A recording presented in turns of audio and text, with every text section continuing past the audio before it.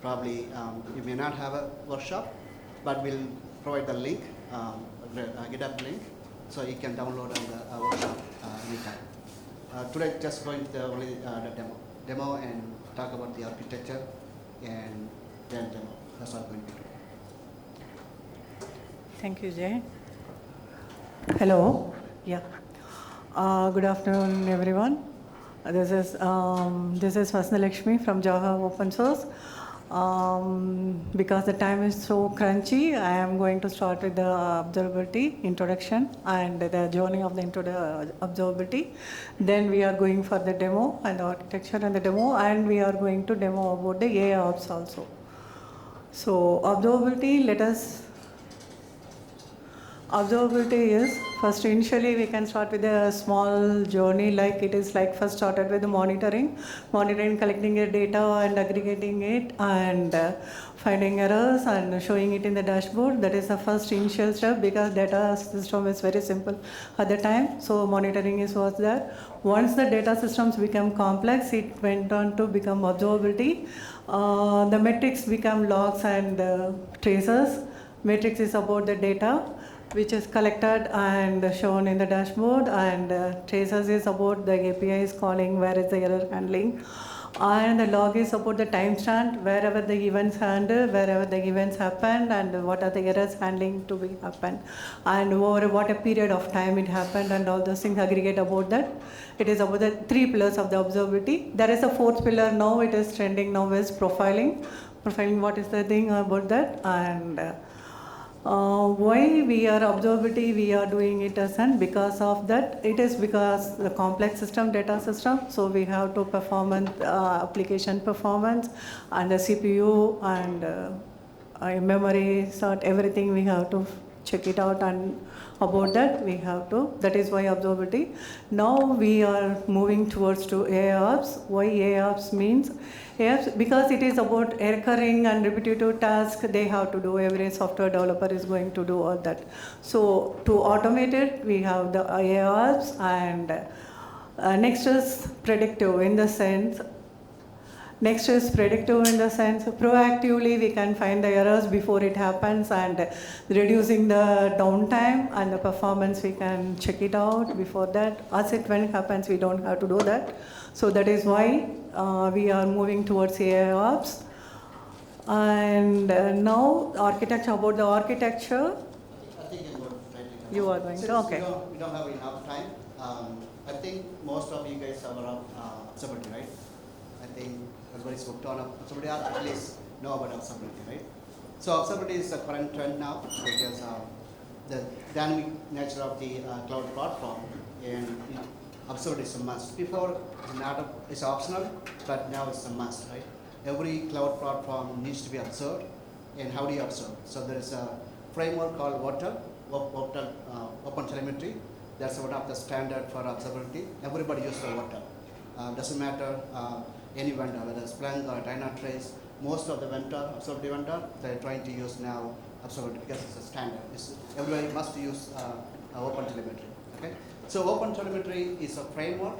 It's a lightweight framework. It doesn't provide any persistence. It just collects the data from source. It could be a cloud platform, it could be edge device, it could be your application running on perimeter machine. Doesn't matter where it is running, right? It observes the data, collect the data, 3 pillars of data, right? Trace, metrics, and logs. We collect the data and send to the pipeline. So it has a pipeline, receiver, processor, and exporter, right? The exporter is sent to destination. The main key principle of observability is like you own the data. It doesn't do anything about your data. It's just collect the data, process the data, send to you. You take care of your own data. That's the principle of OTel framework. So there are more than 100 exporters available. Like you can plug into Splunk, or you can plug into Dynatrace, or you can plug any data source, NoSQL or S3 packet, any S3 combined storage. It's all optional, pluggable.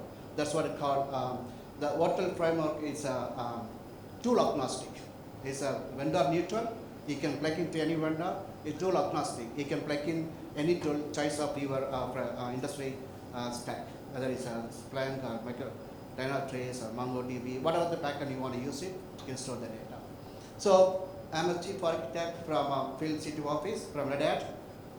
So Vasanthalakshmi from one of our partner, South India partner, and they're the one build the custom dashboard for observability. Because Waterfall framework doesn't provide any persistence. It doesn't provide any dashboard. It's all just a framework, right? It's a lightweight framework. You can deploy the framework in edge device, your phone, any edge device, lightweight device, any platform, right? It just collect the data, process the data, send to the backend system. You build your own custom dashboard, however you want it, based on your business requirement, filter the data, whatever the data required, and build the one dashboard. So our team, they build the nice custom dashboard to all the data, telemetry data. So they're going to show the demo. So for data persistence, we use data mesh architecture. I don't know how many of you guys know about data mesh architecture. I'll just rush it. What about others? Yes, so data mesh architecture is a new architecture. It follows 4 principles. Domain ownership. What that means is the domain owner owns the data, right? If you look at legacy system, data warehousing, everything's monolithic. Every enterprise has a huge data warehouse. Data engineers doesn't know the functionality, but they are the one managing the data. There's a gap between the domain owner and the data engineers, right? There's a lot of gap. It takes a longer time to promote data intelligence. So that's the reason the new architecture is more of distributed, decentralized, distributed, and domain specific. Then since it's a domain specific, the domain owner owns the infrastructure. Infrastructure is a code. You don't need to wait for infrastructure team to provide your system. We deploy our own platform as a code. That's the second principle, that data governance. Data governance means you don't move the data between different organizations or different domains. You collect your data, you process your data, and keep it yourself for compliance purpose, security purpose. If other domain people want it, we expose data as a product, data as a service. So other team wants it, they call the service, they get the data. That way, you can apply governance compliance on your own data because you own the data, you know what data needs to be exposed outside. These are the 4 principles.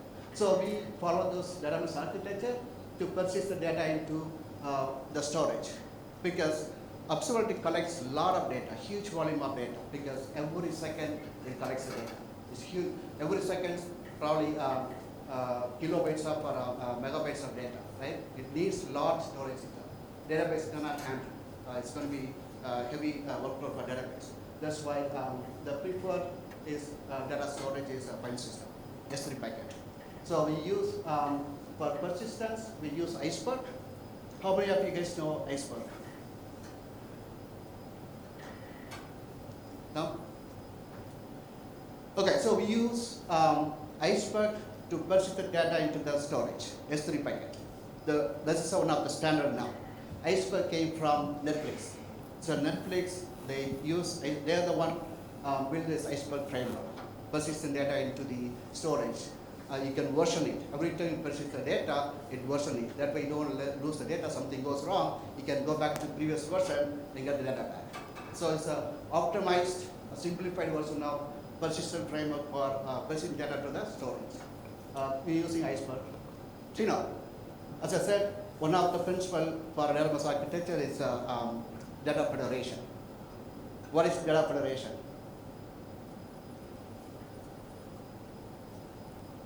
Okay, so back in days, if you want to distribute your data to different analytical purpose, we use ETL tool, right? We collect the data from different transactional data and send to data warehouse. We run the ETL job. Then whoever wants it, then run the ETL job, move to different system. You are moving around the data to different system. It takes longer time. Here, you don't data federation. You don't move the data because you own the data. If anybody wants it, we give access to them. Don't move the data. That way, it's immediately available. If somebody wants, let's say we have sales and inventory, right? If sales team wants inventory, they don't need to run the ETL job. So they can do the data federation tool to just query the data from inventory tool. Doesn't matter what backend storage. It could be a NoSQL database or file system, whatever it may be. You can connect all the source, you can fetch the data. That's called data federation. we use Trino. Trino is a query engine, federated query engine. It connects multiple data sources, file system, database, NoSQL, whatever source could be. It collects and fetches data. That way you can avoid latency, you can avoid distributing data from different places, and also you can apply the security in default. Trino came from Facebook. So Facebook built their own framework that's called Trino. So we are using Trino for data federation. So we use DPT is more of a data transformation. So if you want to, when you fetch the data, you want data during the runtime, you want to do data transformation, we use DPT. DPT is a data transformation tool. So these are the implementation of database architecture. Yeah, let's start that because we have only 45 minutes. Any question on the architecture side?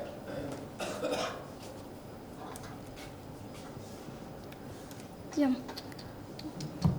So we have created a Docker Compose file to in a Trino OTL and everything in one Compose file to run it local. So these are to deploy OpenShift also. So there are like around the complete Observability platform contain around like 15 components. Trino, S3 packet we use we completely use open source. For Trino is a query engine. Mina.io is a S3 compliant storage. We can use a S3, AWS S3 and use Trino is open source. Hive catalog, because when you store the data to the file system, if you want to retrieve as a SQL query, we need to have a catalog. So for have a catalog, we are using Hive as a catalog. So whenever Trino wants to query data from file system, you go and talk to the Hive. Okay, I need to read this file system as a SQL. Give me the schema. So it gives a schema structure. Trino uses a catalog to query the data from file system. Yeah. So you can show how many components involved in this whole implementation. We show the Docker. Yeah. Go to Docker desktop. You can show like how many have to run it. Docker desktop. Yeah. So So these are the Mina.io, Zookeeper, Kafka, because we are using Kafka. Remember, observability just only collect the data and process it and send to the destination. So here we are using Kafka as a transmitting data from observability tool to the backend storage. That's why we're using Kafka. So Trino and OTL, and we have created a dashboard case management, and we have two services for this. For example, so order service and vendor service. It's an APM dashboard also, and we have ingestion trace logs and metrics. So it's all migrate service-based architecture. Since Kafka collect the data from observability framework, we pursue the database, right? So we use injection framework, which is Iceberg. So every telemetry data, we want to follow the microservice architecture. If you want to change trace injection, we don't want to trace the whole thing, right? You only go and change the trace API. So they have three API: trace API for injection, log API, log injection API, and metrics injection. Each one is a separate API. That way, it's a microservice architecture. For fetching the data, separate component. So it's a Trino. So begin this way, we build everything is Python based. We use Python programming. So use Trino is a core engine for fetching the data from the file system and send to the dashboard. So this is the application performance monitoring dashboard. We streamline all the trace logs and metrics into your unified dashboard. So this is a traces from the order service and vendor service. So order service is based on a successful one. So the vendor service is based on ARR. For we are creating an example for this dashboard. So this is the trace, and this is a logs. So we can view it as a metrics here. So this is a metric dashboard. So legacy observability, in legacy observability, there is no correlation, right? You have a silo logging framework. You might be using different framework for logging, different framework for trace. I don't see any trace framework before, and different framework for metrics. These Prometheus, right? Prometheus for more of metrics, and log we use different logging framework, right? Grafana, different tool we use for very different silo. But here, the same framework. That's why I call unified framework. So for trace, we call distributed tracing. your microservice calling another microservice, that microservice calling backend like a SQL or SQL call, any external call. You completely trace each and every trace we call span. Every transaction inside your call is called span. It tells you where these calls happen, which client, what's IP address. You can collect all the information gives you. If somebody calls you, okay, I am trying to apply the payment, my payment is failed. How do you know? You go on based on your transaction ID, search for the trace, you go detail where this is. Failed on Kafka, it's failed on database, or failed on microservice. It gives the complete data. Probably like this was the one of the trace. So take the one down, span. See, this is a two operation, get operation. It tells you which, if you're running on OpenShift, it gives a pod API, pod IP address, all this might cover information. So here we are running it a local, so it shows a server port. And if you know OpenShift, it shows the pod details. So this is the logs, and this is metrics data. So here everything is correlated. So if you go to the trace, it gives a corresponding log for the corresponding trace and corresponding metrics for the corresponding. That's why I say this transaction causes this CPU spike, this much memory spike, this much log. It gives complete correlation. So that's how you collect all the data, and we know that all the data is very useful. But it's huge data. You have to be very careful when you build the observability platform, because it's too complex. You collect too much data. It's more than your application transaction data. That's good. It's blow up your infrastructure, but very useful. You might be thinking it's too much data. What do we do with that? That's why we go with the AIOps. Doing the AIOps, we analyze the pattern. Sometimes you see a lot of warning. Go back to log.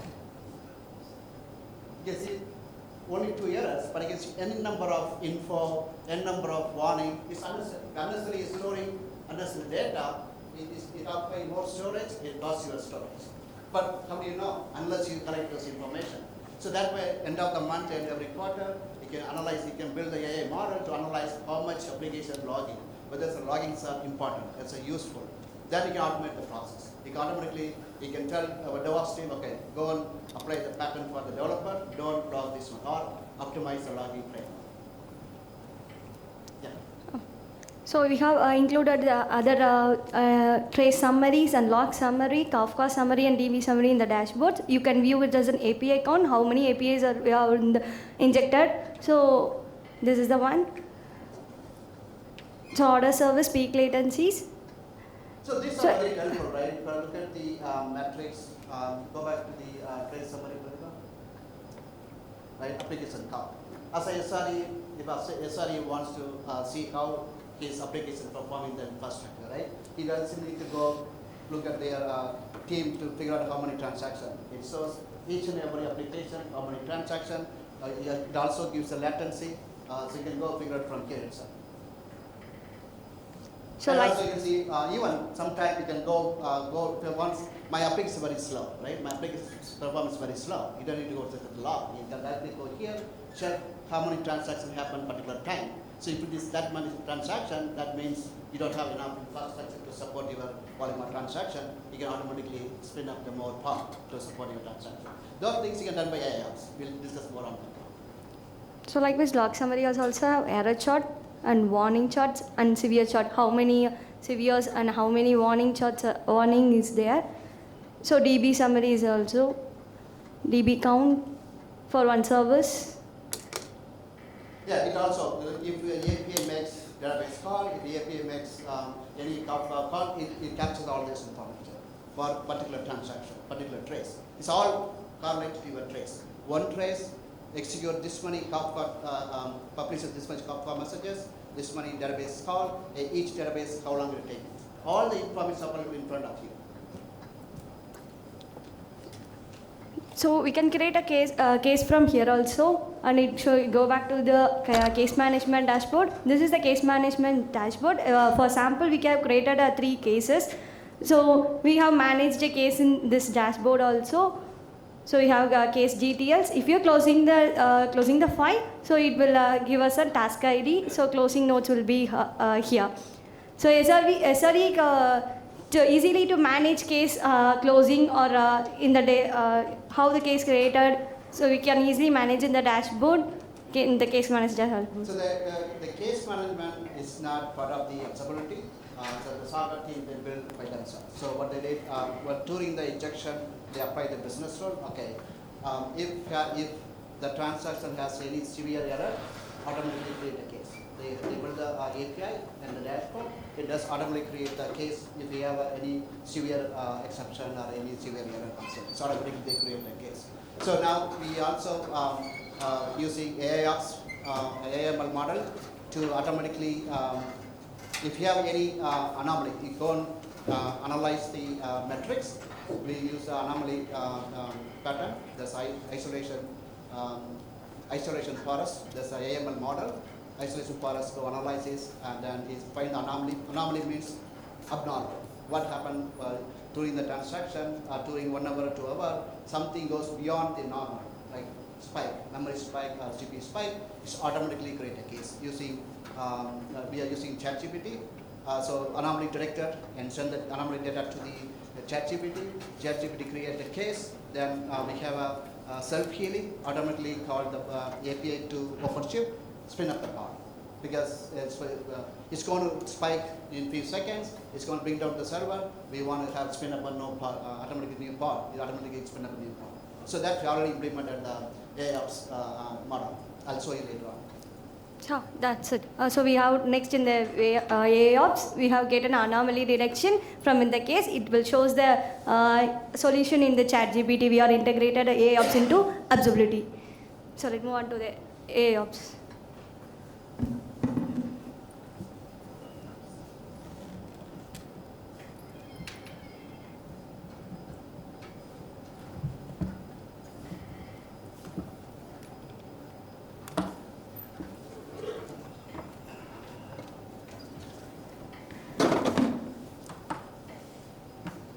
So this is the end-to-end architecture from collecting data from observability, and the data sent to database architecture, process the data, and store the data into S3 bucket, right? So then we have the RAG, which is RAG. I think most of you guys know what is RAG, right? Retrieval augmented generation. So I built the RAG framework using long chain and unhacking face framework. Okay. So whenever anomaly detected, so we have two things, right? One is predictive AI and generative AI. So the predictive AI, it's anomalies, find the anomalies from the trace metrics and detect the anomaly and send the anomaly information to the RAG system. And also RAG will have two kind of data. One is anomaly data as well as all possible resolution. So we all this data goes through the RAG system. It stores into vector database. We use Face as a vector database. Face is Facebook, AI, similar search functionality. That's the API from Facebook. So we use the Faces framework to fetch the data from vector database. So we get the data from the source anomaly data as well as the resolution data. Each anomaly, like we get 3 anomaly, right? High CPU, high memory usage, and high network. These are 3 anomaly. Whenever it happens, it push into the vector database. Then that information goes to GenAI. We use a GPT model 2 because I'm running everything on my laptop. I can't use Let's heavy. It's 1 billion indexing, so I can use it. So what I did, because demo purpose, I don't need that much. I use GPT 2. That way I can run my laptop. I'm running everything on my laptop. GPT 2. And for a vector embedding model, because I need to embed all the RAG data, right? So I'm using Llama 2 model to embedding my all data in storing the vector database. So these are 3 RAG components.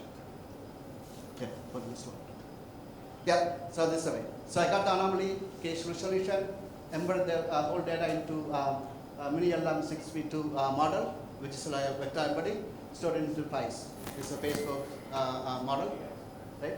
So then I use it to send it to ChatGPT. Whenever anomaly comes in, you go and find the corresponding resolution, generate the content, and create a case automatically. It creates a case automatically. Then also calls API, OpenShift API, call the OpenShift to upscale the pod. So I'll show you now.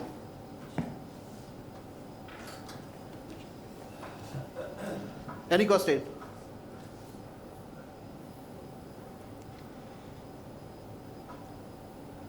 So I'm running locally.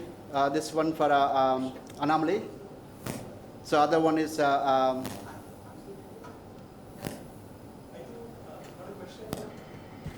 a question, but maybe kind of a suggestion. I think this the same thing can also be used to also identify, create a stack, yes, update, and also create a Jira maybe. yes. That's everything case. Yes, And assign it to the right person. Yes. So it's on call. yes, Right? yes. Yeah. So that's kind of more of an agentic layer, right? Okay, so since it is new. Yeah. Go back to the play slide. Slide. Get a browser. I can just, so just imagine the previous state which will give you this information, and then after that you can just take over. So, check. Yeah.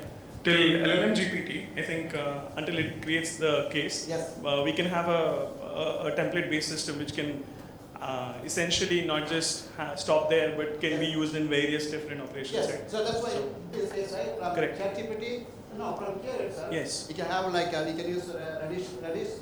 Yes. Put the message to the Correct. queue. Whoever wants it. Whoever is published, you can create publish a case, it. create a Jira. Correct. Whoever publish the data and create whatever you want it. Yes. One more thing. Have you experimented with different token parameters and different models across different? Yes. And have you seen differences? Yes. Okay. The only thing is I can run it on like GPU, but I don't have a GPU. No, that's Yes. fine.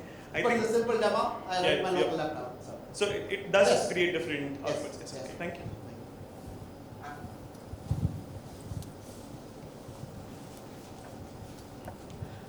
So I'm running two Docker combos, one for anomaly, one for ChatGPT, right? So the ChatGPT. So I have a queue. Here I'm going to send message. It just simulating the anomaly, right? So I can do here. Let me do the browser. That way one by one. I expose the API, right? So I can just push the anomaly data, one data here. Try out. Just one data. Okay.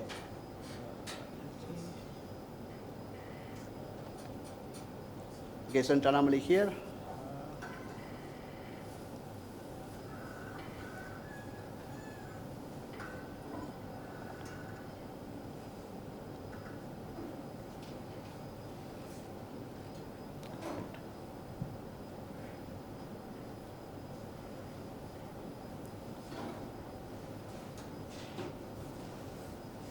Okay, sending the data. This can be anomaly. Let me see.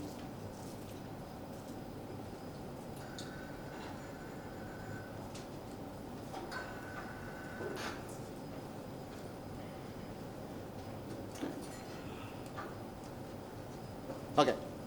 See, so anomaly generated. It's JetGPT. Let's see.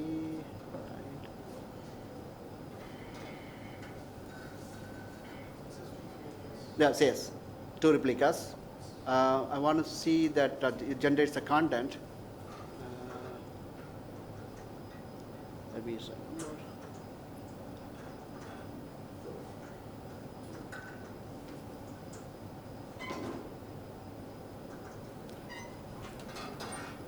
So create the case. I can see this case. Create the case. Let me go back to see the case from here.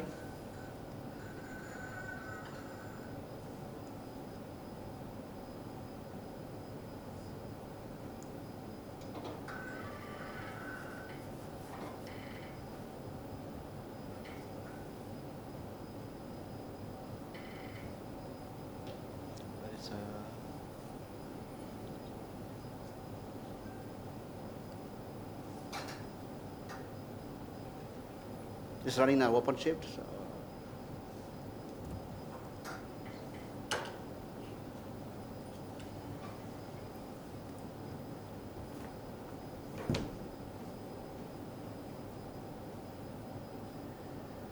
So.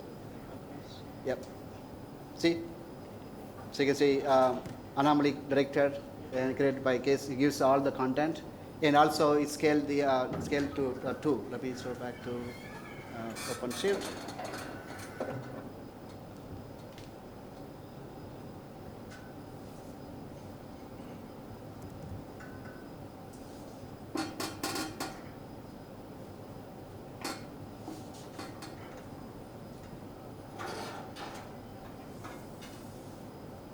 So during testing, was it observed that there were false positives as well? Yes.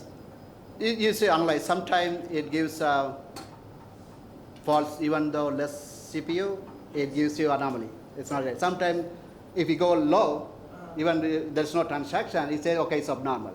So you get that one. So that's what false false is. So now it was part 1, now it's scaled to part 2. Order services scaled to part 2.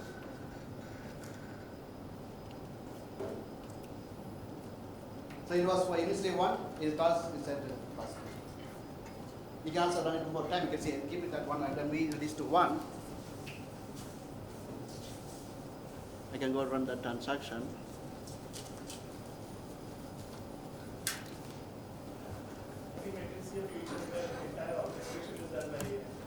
Yep. The scaling, creation of head. So you can automate, you can completely automate the whole Yes. SRE operation. You don't need any manual. Any question? We have a workshop, but we don't have enough time. So really, I can put the link, send the link on the. So see, now it's scaling it. Now it's got the 2 1. This is kind of agentic. Yeah. So we covered predictive AI, Gen AI, and agentic AI. So at the end of sorry, sir. Just one last question. At the end of the day, it will matter what is the accuracy of the model that you're using. Otherwise, if it incorrectly predicts, then Yes. it's- So that's why, right? So it's all how much data you are having and tune your model, right? You need to tune. You need to choose multiple model, not just go with one model, right? You need to find out the multiple. Even we are using isolation model, random forest model. We tried 2 models: random forest, isolation model. The isolation model gives you best solution than the random forest. That's why you choose isolation model. So Jay, can you just recap what we just observed? You hit an anomaly that there's a high CPU or something. Yes. And then the agentic AI by. So just to recap what we just seen, or maybe can you recap what we've just seen? Thank you. So we use predictive model, which is isolation forest, which finds anomaly from the matrix data. So once you find the anomaly, then the data is sent to the rack model architecture, right? The rack, correct, it has already has resolution. All possible resolution already stored in the vector database, and each and every anomaly comes in, it maps to the corresponding resolution. So whenever the anomaly comes in, it goes find, okay, what's the corresponding resolution for the corresponding anomaly, then fetch all the data and generate the content for the case management. So how do you map that? How is that actually? Is that an embedding or is It's it? embedding. So If you created a tool, as an agentic tool, that you basically. So we use a model, right? We use face model, Facebook, Facebook AI similar research model. So that model embed the whole data in the vector database. So problem and solution is basically used as a training data for that. Yes. Okay, awesome. All right, thank you. Yeah. So Nice. once you embed the data, then we use ChatGPT. We use GPT-2 model. It generates the content for case management. Once send the content, we call the case management API, feed the data, it creates the case. At the same time, we can apply different workflow based on the situation, whether you want to automatically spin up the part, or you want to send to the SRE or send to some people, make sure that it's a real problem, they can handle it. Yeah, we don't support it. No more L1 support. Yeah. Not a technical question, but I wanted to understand like what's the partnership, open source, and business point of view of this whole Yeah, so POC that you are trying yes, out. this one, like I think myself and Andreas at the CTO organization, right?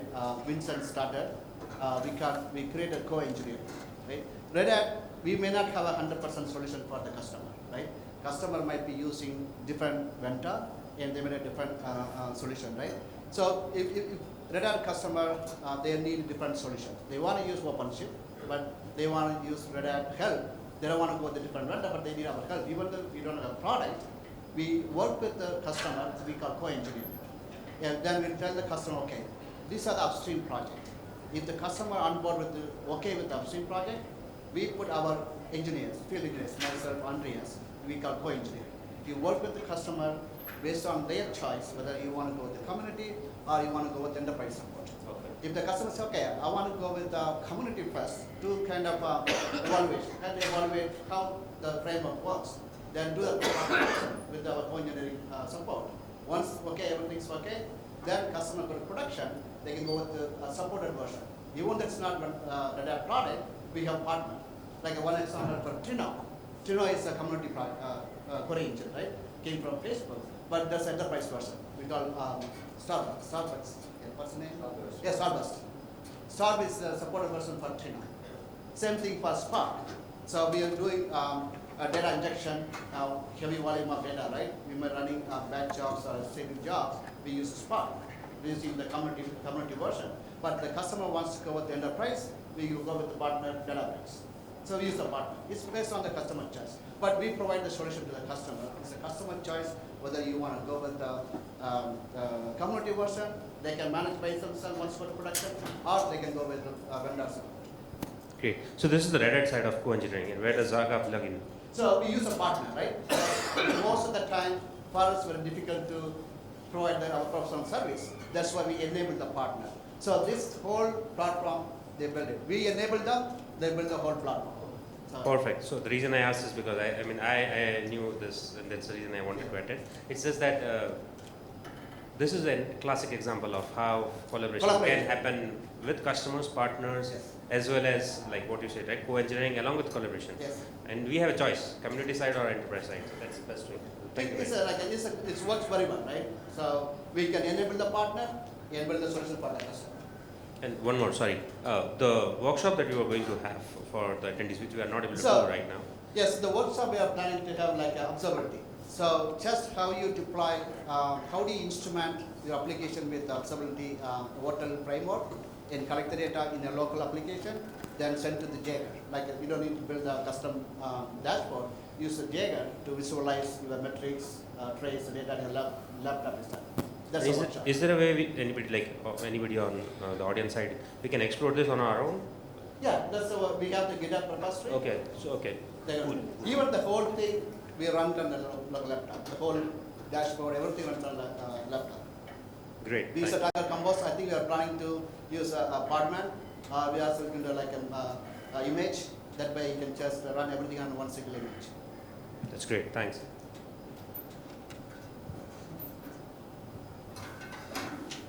Any question?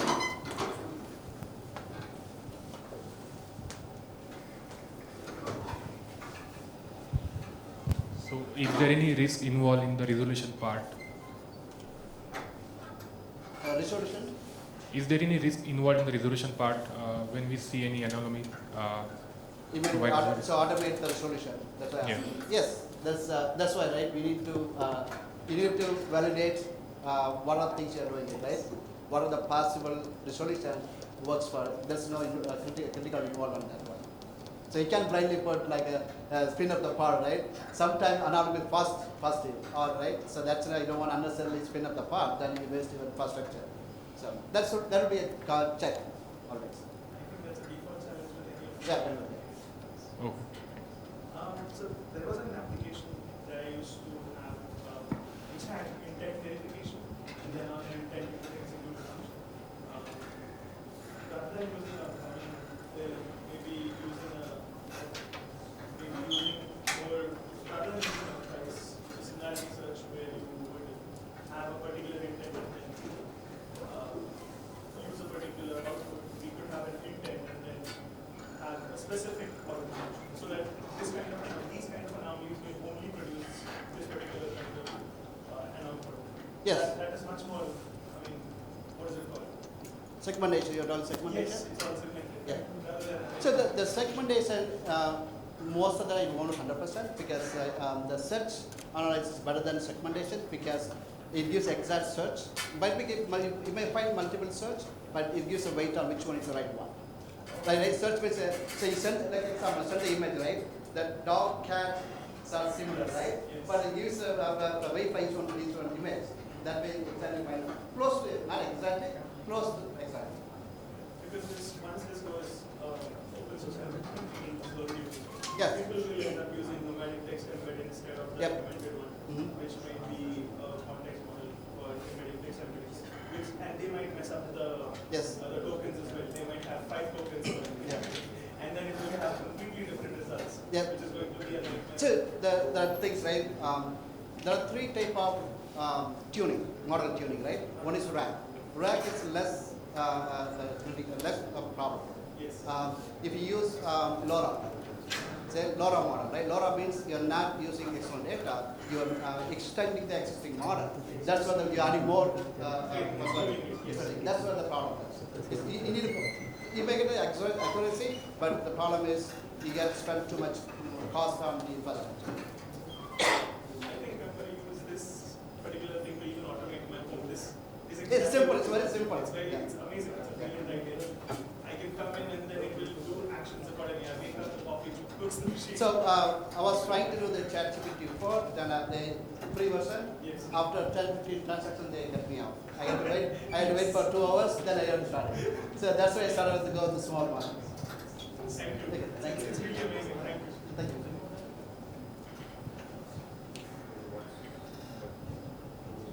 I think we are close to the time. Any questions? Okay. Thank you so much. Thank you. Thank you.